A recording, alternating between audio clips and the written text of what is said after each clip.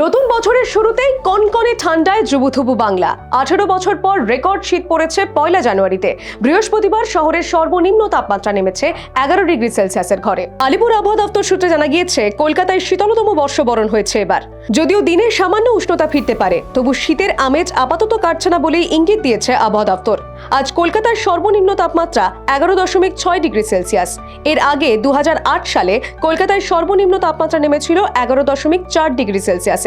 তবে পশ্চিমী ঝঞ্ঝার প্রভাবে আগামী 3-4 দিনে তাপমাত্রা সাময়িকভাবে বাড়তে পারে। এই সময় শহরের পারদ থাকবে 14 থেকে 15 ডিগ্রি সেলসিয়াস পর্যন্ত। তবে এমন আবহাওয়া দীর্ঘস্থায়ী নয়। 5 জানুয়ারি থেকে আবার বদলাতে শুরু করবে পরিস্থিতি। উত্তরে হাওয়ার জোর বাড়লেই তাপমাত্রা দ্রুত নামতে শুরু করবে। জানুয়ারির দ্বিতীয় সপ্তাহে অর্থাৎ 5 থেকে 12 জানুয়ারির মধ্যে রাজ্যের প্রায় সব জেলাতেই ফের জাঁকিয়ে শীত পড়ার সম্ভাবনা রয়েছে। বিশেষ করে উত্তরবঙ্গ এবং পশ্চিমের জেলাগুলিতে ঠান্ডার দাপট বেশি অনুভূত হতে পারে। সুতরাং বলাই যায়, শীতপ্রেমীদের জন্য আপাতত সুখবরই দিচ্ছে আবহাওয়া দপ্তর। এক দফা বিরতির পরে আরও এক দফা কনকনে ঠান্ডার জন্য প্রস্তুত থাকতে বলছেন বিশেষজ্ঞরা। Bureau report, the wall news.